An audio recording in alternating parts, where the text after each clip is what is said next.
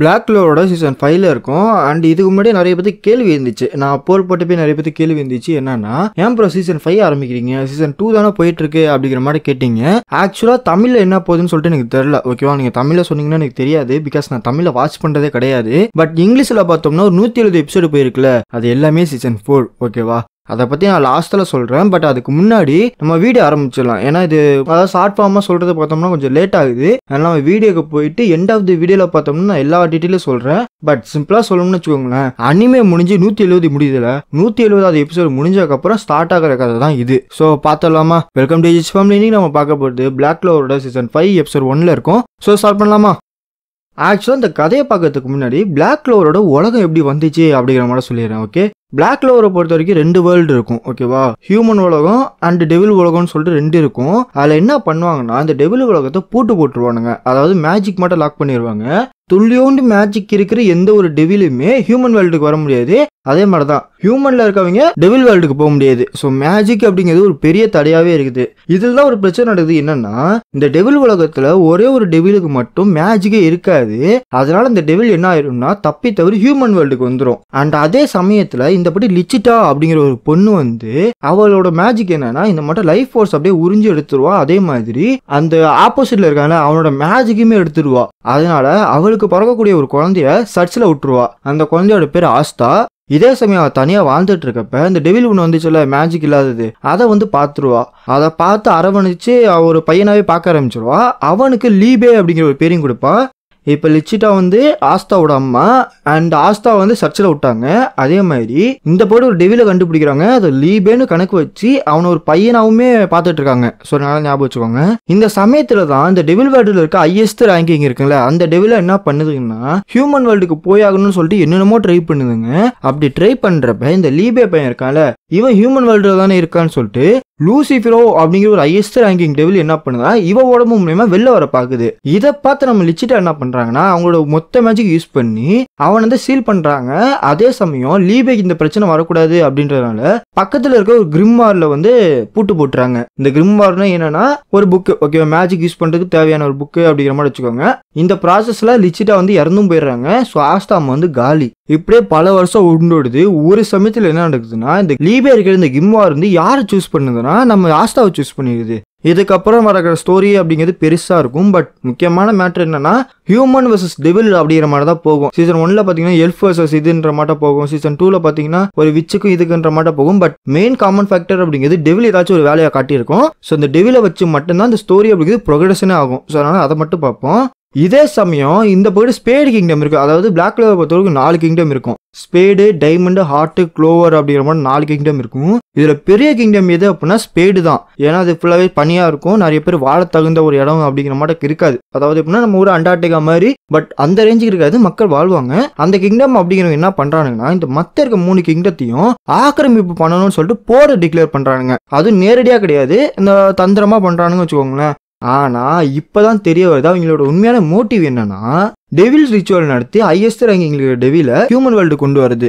இப்பதான் பிரச்சனையே ஆரம்பிக்குது. இந்த கும்பல் இருக்காங்களா, இவங்க வந்து 3 பேர் தான் இருப்பானுங்க. இந்த 3 பேருமே highest ranking devil. Doctor ride அப்படிங்கிற மாதிரி சொல்லியிருப்பானுங்க. டாண்டே, ஜெனான், வெனிகா, இவங்க 3 பேருக்கு தான். இவங்களுக்குள்ள யாருப்பானா லூசிஃபரோ, பீல்சிபப்பு, மேஜிக்லா அப்படிங்கிற ஒரு 3 ஹையஸ்ட் ரேங்கிங் டெவில் வந்து இவங்க 3 பேரை கண்ட்ரோல் பண்ணி டெவில் ரிச்சுவல் நடத்த பாக்குதுங்க. இதுக்கு முக்கியமான கீ மேஜிக் என்னன்னா, வேர்ல்டு ட்ரீ மேஜிக்னு சொல்ற ஒரு மேஜிக் இருக்கு. அதை யாரும் யூஸ் பண்ணுவாங்கன்னா க்ளோவர் கிங்டத்துல இருக்க கேப்டன் வெஞ்சன்ஸ் சொல்றவர் யூஸ் பண்ணுவாரு. இதை யாம்பி கிட்ட வந்து டார்க் மேஜிக்னு சொல்லிட்டு ஒன்று இருக்கும். இந்த 2 மேஜிக் கம்பைன் பண்ணாதான் இந்த டெவில் வேர்ல்டோட கீ மட்டும் ஒன்று கிடைக்கும். அதை வந்து ஒரு 7 நாள்ல ஹையஸ்ட் ரேங்கிங் டெவில் வந்து இறக்கி விட்டுறலாம். ஸோ இந்த ப்ராசஸ் தான் இப்போ போயிட்டு இருக்கு. இது வரைக்கும் நான் அந்த கதையை நான் சிம்பிளா சொல்லிட்டேன். பட் ஸ்டில் இது வந்து மேலோட்டமா தான் சொல்லியிருக்கேன். ஓகேவா, கதை என்னமோ இதுதான். பட் ரொம்ப மேலோட்டமா சொல்லியிருக்கேன். உங்களுக்கு புரியுற மாதிரி சொல்லியிருக்கேன். ஆனா இதுக்குள்ள நீங்க போனீங்கன்னா நிறையாவே இருக்குது. ஸோ 170 எபிசோடு தான். 2 நாளா பார்த்துடலாம். யாரும் பார்க்கலன்னா மறக்காம செக் பண்ணுங்க. நான் சொன்னல இது சொல்றதுக்கு உங்களுக்கு டைம் ஆயிரும்னு சொல்லிட்டு கிட்டத்தட்ட ஒரு 6-7 நிமிஷத்துக்கிட்ட போயிருக்குன்னு நினைக்கிறேன். மேபி 5 ஏதோ.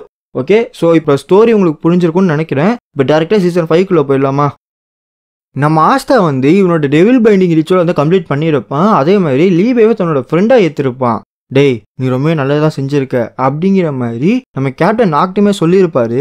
பட் டேய் தம்பி, இனிமேல் தாண்டி உனக்கு சம்பவமே, எப்பயுமே நல்லவங்களா இருக்கவங்களுக்கு இந்த உலகத்துல இடம் கிடையாது, அவங்களுக்கு ரிவார்டுன்னு சொல்லிட்டு கொடுக்க மாட்டானுங்க.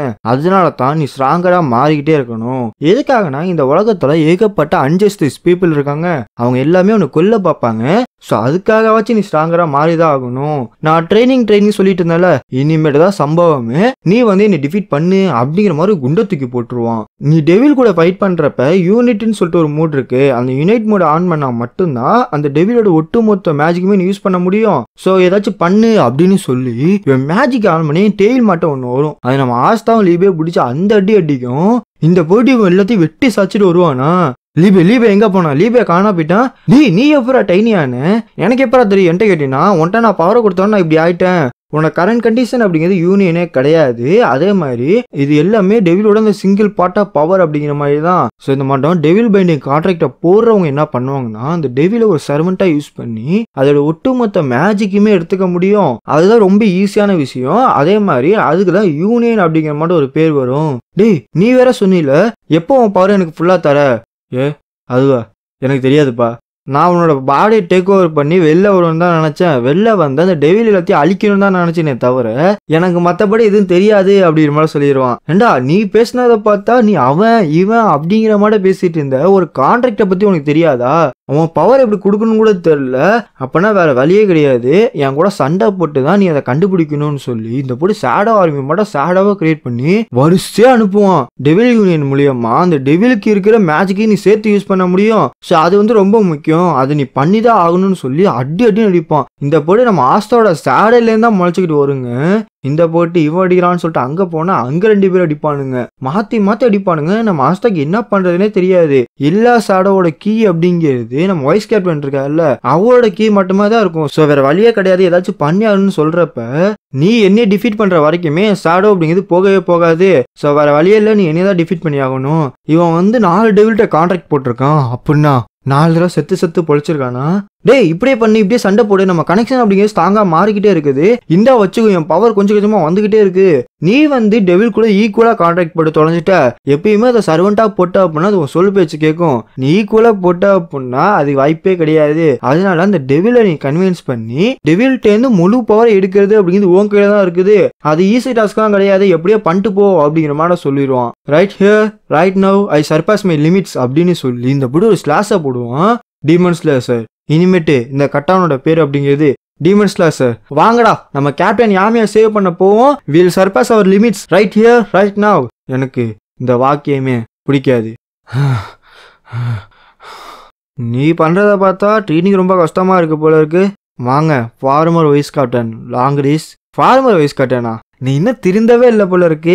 முன்னாடி இருந்த மாதிரி தான்டா இருக்க, சிறுமுஞ்சியாவே இருக்க. டேய் அம்மா உன் கூட ஒன்று சின்னதா அப்படியே நயன்னு சுத்திட்டு இருக்குமே, அது எங்கடா போச்சு? பெல் நீ உள்ளாரே இரு, வெளியில வராத. என்ன விஷயமா இருந்திருக்க? நீ ட்ரைனிங் எடுக்கிற போல இருக்கு. உனக்கு ஸ்பேஷியல் மேஜிக் உள்ள இருந்தானா உன் ட்ரைனிங் நல்லா இருக்கும்னு தோணுது. நான் வேணா உனக்கு ஹெல்ப் பண்ணட்டுமா? இங்க பாரு, கோல்டன் டவுனோட ப்ராப்ளம் அப்படிங்கிறது என்னோட ப்ராப்ளம். நான் அதை தனியாவே பாத்துக்கிறேன். என் ட்ரைனிங் எனக்கு தனியா பாத்துக்க தெரியும். ஆனா உன்னைய பார்த்தாலும் ஸ்ட்ராங்கரா மாறி இருக்க மட்டும் தான் தெரியுது. சரி பண்ணு. டேய் நீ என்ன திருந்தவே இல்லடா, எப்பயுமே ஒரு மார்க்கமா தான் பேசுற. ஆனா என்ன இந்த தடவை கொஞ்சம் அக்ரி பண்ணிருக்க போல இருக்கு. மறுபடியும் தோத்துக்கிட்டே இருக்கடா. ஏன்னா முடியல. வைஸ் கேப்டன் வந்து ரொம்ப ஸ்ட்ராங்கா இருக்காரு. சும்மா நார்மலா சண்டை போறப்ப இப்படி சண்டை போறாருன்னா என்ன பண்றது? அது மட்டும் கிடையாது, அவர் டெவில் யூனியன் அப்படிங்கிறது ஸ்ட்ராங்கா இருக்குது. எதனால என்னாலையும் லீபியாவை மட்டும் இதை பண்ண முடியல, அது மட்டும் பண்ணா நல்லா இருக்குமேன்னு சொல்லிட்டு இவன் தத்தி தவழ்ந்து ஒரு ஸ்நாக் எடுப்பான். அந்த பிஸ்கட் எடுத்து சாப்பிட்டோன்னே இவனுக்கு எல்லாமே ஹீல் ஆக ஆரம்பிச்சிடும். ஸ்பேடி கிங்டம்ல இந்த ஸ்நாக்ஸ் வந்து மேஜிக்கால செஞ்சிருக்காங்கன்னா, இதை சாப்பிட்டோம்னா என்னோட ஸ்ட்ரென்த்தா இருக்கட்டும், என் மேஜிக்கா இருக்கட்டும், ஐ மீன் இவனுக்கு மேஜிக் கிடையாது சாரி, என்னோட ஸ்ட்ரென்த்தா இருக்கட்டும், என்னோட பவர் எல்லாமே திரும்ப அப்படியே ரீஸ்டோர் ஆயிருது. இப்ப செம்மையா இருக்கு. நான் ஸ்பேடி கிங்டம் போனதுக்கப்புறம் அங்க இருக்க மக்களுக்கு நான் ஏதாச்சும் நன்றி சொல்லி ஆகணும். ஏய் லீபா எனக்கு ஒரு ஐடியா வந்துருச்சு. இவன் இந்த மட்டும் சமயத்துல ஒரு 10% புத்திசாலியா இருப்பா, மிச்சம் இருக்க 90%. ஏய் என்னடா பண்ணிட்டு இருக்க? இது மூலியமா என்னடா பண்ண போற? இப்படிலாம் பண்ணா ஒண்ணுமே நடக்காது. இங்க பாரு லீபே, உன்னோட ஹார்ட் உன்னோட பாடி எல்லாமே கனெக்ட் ஆயிருக்கு, ரெண்டுமே பக்கத்துல இருக்கு. இது மூலியமா நம்ம கான்டாக்ட் ஸ்ட்ராங்கரா மாறும். ஏய் இல்ல என்னடா பண்ணிட்டு இருக்க? இல்ல அதான் ஒத்துக்க மாட்டேன் அப்படி இப்படின்னு சொல்லி இவங்க 2 பேரும் சண்டை போடுவானுங்க. இது எல்லாமே நம்ம வைஸ் கேப்டனோட பிரதர் கூட சண்டை போட்டது ஞாபகம் வரும். டேய் நீ என்னடா எப்பயும் நல்லவனாவே இருக்க? நல்லவனா இருந்தா உனக்கு போர் அடிக்கலையா? நீயா இருக்கிறதே உனக்கு போர் அடிக்குமா? சரி ரைட்டு, நீ தேர மாட்ட. நான் போறேன், மற்றவங்கள பார்க்க போறேன் அப்படிங்கிற மாதிரி கிளம்பிடுவான். இது அதுக்குள்ளேயுமா 2 நாள் ஆச்சு? இதே மாதிரி இருந்தா அப்படின்னா நீ எப்படி செத்து தான் போக போற, அதுக்கு நீ இங்கே செத்துப்போ அப்படிங்கிற மட்டும் வரிசையா இவன் ஒரு மேஜிக் சோனே கிரியேட் பண்ணிடுவான். இங்க திரும்பினாடி அங்க திரும்பினாடி மட்டாத்தட்டின்னு அடின்னு சொல்லி மாறி மாறி அடிக்கும். என்னால இதை சென்ஸே பண்ண முடியல, இந்த கீ என்னால ஒண்ணுமே பண்ண முடியல, சுத்தமா என்னால டாஜ் வேற பண்ண முடியல. உனக்கு நல்ல ஒரு பொட்டன்சியல் இருக்குடா, ஆனா என்ன பண்றது, வேஸ்டா போச்சு. இங்கிட்ட அடி அங்கிட்ட அடின்னு சொல்லிட்டு மாத்தி மாத்தி அடிச்சு உனக்கு ரத்தம்லாம் தெறிக்க ஆரம்பிச்சிடும். இந்த இடம் அப்படிங்கிறது ரொம்ப பயங்கரமா இருக்குது. இந்த டார்க்னஸ்ல என்னால ஒன்னுத்தையும் சென்ஸ் பண்ண முடியல. இது உண்மையிலேயே டெரர், டெத்துக்கு சமமா இருக்குது. எதனால ஆஸ்தாக்கு பவர் என்னால கொடுக்க முடியல, எங்களால யூனிட்டி ஆக முடியல. நான் கேப்டன் யாமியை சேவ் பண்ணி ஆகணும், நான் லிச்சிட்டாக்கு அவஞ்சு எடுத்தே ஆகணும், நான் இங்க சாக முடியாது, அதே மாதிரிதான் அவனை இங்க சாக விடக்கூடாது அப்படின்னு சொல்லி இவனுக்கு ஒரே சாக்கு ஆயிரும். பிகாஸ் அந்த மானா ஜோன்ல அப்படி ஒரு கலர் ரெட் கலர்ல அங்கேருந்து நம்ம ஆஸ்தா கண்ணு தெரியும் பாருங்க. மோரிஸ், நீ பண்றதா பார்த்தா அவன் பழச்சப்பான் போல இருக்கு. நான் டைமண்ட் கிங்டம்ல பெரிய ப்ரொஃபஸரு, நான் கேண்டிலோ அப்படி ஒரு மேஜிக் பண்றேன், அது மூலமா அவரோட எல்லா பிரச்சனையும் சரி பண்ணிடுவேன். அந்த கேண்டிலோவையும் நான் தான் கிரியேட் பண்ணேன், அது வேற விஷயம். சரிட்டா விட்டுட்டீங்களே, கொஞ்சம் நம்புனீங்கன்னா நல்லா இருக்கும். அந்த லூசு பையன் மார்ஸ் போனது அப்படிங்கிறது கொஞ்சம் ப்ராப்ளமா இருந்தாலுமே அதுவுமே ஒரு விஷயத்துல நல்லதுதான். எனக்கு அதான் பையன் கூட மறுபடியும் போய் சண்டை போடணும், அது மூலியமா பிளான்ல எந்த செஞ்சு வராது, எனக்கு போய் சண்டை போடணும், மறுபடியும் சண்டை போடணும், இது ரொம்ப மோசமா இருக்கு, எல்லா வழியிலுமே ரொம்ப மோசமா இருக்குன்னு சொல்லி நம்ம யாமியுமே வெஞ்சன்ஸை அடைச்சி வச்சிருப்பானுங்க. இந்த போட்டு இவனுக்கு அடி அடி உழுவுறதுலாம் இடிங்கிற மாதிரி பயங்கரமா அடி வாங்கிட்டு இருப்பான். இவன் வேணும் தான் அவாய்ட் பண்றான். அவன் டைரக்டா என் மேல அட்டாக் போட்டான் அப்படின்னா நான் டெவில் பைண்டிங் பண்ணிருக்கேன், இந்த கை அப்படிங்கிறது இருக்காது. இவன் மேஜிக் அப்படிங்கிறது ரொம்ப பவர்ஃபுல்லா இருக்குது, என்னோட மானா ஜோன் எல்லாத்தையுமே அழிச்சிருச்சு. இவனோட ஆன்டி மேஜிக் அப்படிங்கிறது பயங்கரமான ஒண்ணுதான், கண்டிப்பா ஸ்ட்ராங்கரா மாறிடுவான். நான் தோத்துட்டேன். எஸ் சார் வாங்க அப்படின்னா உடனே நம்ம கிளம்பலாம். இல்ல எதுக்காக, நாங்க தான் டெவில் யூனிட்டை பண்ணிட்டோம்ல. இங்க பாரு, நீ அதை பண்ண இல்லைன்னே சொல்லல, ஆனா நீ பண்ணது ரொம்ப கொஞ்ச நேரத்துக்கு தான் பண்ண. இது மாட எனிமி டாட்டால போய் நின்னா அப்படின்னா அவனை செத்துருவ. அதனால நீ ட்ரைனிங் எடு, நான் போய் மத்ததை பாத்துக்கிறேன். நான் எப்பயுமே பார்த்திருக்கேன், உங்க பிளாக் ப்ளூஸ்ல இருக்க எல்லாத்தோட சேலவுலுமே நான் பார்த்துக்கிட்டு தான் இருந்தேன். நீ மேஜிக்கே எல்லாமே இந்த உலகத்துல பிறந்த, ஏதோ ஒரு காரணத்தினால டெவிலால பொசஸ் பண்ணப்பட்ட, விதி உன் வாழ்க்கையில் ரொம்ப விளாண்டிடுச்சு. ஆனா எப்பயுமே நீ ரைட்டாவே இருந்திருக்க. நான் முன்னாடியே சொன்னேன்ல, ரைட்டா இருக்கவங்க இந்த உலகத்துக்கு தேவை கிடையாது, இந்த உலகத்துல ரிவார்டே அவங்களுக்கு கிடைக்காதுன்னு சொல்லி. எப்படி இருந்தாலும் ஹவவர் எனக்கு அவங்களுக்கு ரொம்பவே பிடிக்கும். நான் கிமோடோல இங்க விட்டுட்டு போறேன், அவன் இந்த மேட்டரை உனைய பார்த்துப்பான், சீக்கிரமா உன்னோட டெக்னிக்கை பாலிஷ் பண்ணு, சீக்கிரமா இங்க கூட ஜாயின் பண்ணு அப்படிங்கிற மாதிரி கிளம்ப ஆரம்பிச்சிருவான். டேய் என்னைய கோத்து விட்டீங்க, அவன் என்னை அடிச்சிருந்தானா நான் இந்நேரம் இருந்திருக்கவே மாட்டேன்டா, டே மாஸ்டரு அப்படிங்கிற மட்டும் இவன் வர கலாச்சிட்டு இருப்பான். அதே சமயம் ஆல்ரைட் லெட்ஸ் கோ அப்படிங்கிற மட்டும் இவங்களுமே ரெடியாக இருப்பானுங்க. ஸோ இப்போ ஸ்பேடு கிங்டமோட ரைடு அப்படிங்கிறது ஸ்டார்ட் ஆயிடுச்சு. ஆக்சுவலாக இப்போ நம்ம நிறைய விஷயம் பேசலாம். என்னன்னா இந்த பிளாக் க்ளோவரை பொறுத்த வரைக்கும் ஒரு பெரிய விஷயம் அப்படின்னா இந்த சீசன் மேட்டர் தான். எங்கே போய் நீங்கள் தேடினாலும், அனிமே வெப்சைட்லேயே போய் நீங்கள் தேடினாலும் ஒரு சீசன் தான் இருக்கும், கிட்டத்தட்ட ஒரு 170 எபிசோடு தான் காட்டும். ஆனால் உண்மையை சொல்லணும்னா ஒரு 4 சீசன் அப்படிங்கிறது போயிடுச்சு. ஒவ்வொரு சீசனுமே 50 எபிசோடு 51 எபிசோடுன்னு இருக்கும். பிரச்சனை என்னன்னா இந்த 4வது சீசனில் மட்டும் 20 25 தான் வந்திருக்கு. அது என்ன பண்ண போகிறாங்கன்னு தெரில. ஏன்னா இப்போ வர அனிமே அப்படிங்கிறது இந்த பார்ட் 2 அப்படிங்கிறது நிறைய இடத்துல கொடுக்க ஆரம்பிச்சிட்டானுங்க. ஒரு சீசனை எடுத்துட்டு வெறும் 8 எபிசோடு 7 எபிசோடு ரிலீஸ் பண்ணிட்டு 2 மாசம் கழிச்சு அடுத்த பாட்டுக்கு வா அப்படிங்கிற மாதிரி கூட பண்றானுங்க. இல்லைன்னா அது டிலே அப்படிங்கிறது ரொம்ப கூட ஆகுது. இதெல்லாம் யாரு காரணம் தெரியுமா? நீ தாண்டா டிமன் ஸ்லேயர். ஆனா உங்களுக்கு கேட்கலாம், ஏன் ப்ரோ ரீசூர் அப்படிதான் இருக்கு, நம்ம டென்சூர் அப்படிதான் இருக்கு அப்படின்னா அவங்களும் அப்பையிலேருந்தே அப்படிதான் பண்ணிட்டு இருக்காங்க. பட் டீமன் ஸ்லேயர் வந்தக்கு அப்புறம் தான், ஐ மீன் அந்த மாடை கொடுக்க ஆரம்பிச்சதுக்கு அப்புறம் தான் சும்மா வரவ போறவங்களாம் அந்த மாடை கொடுக்க ஆரம்பிச்சிட்டான்.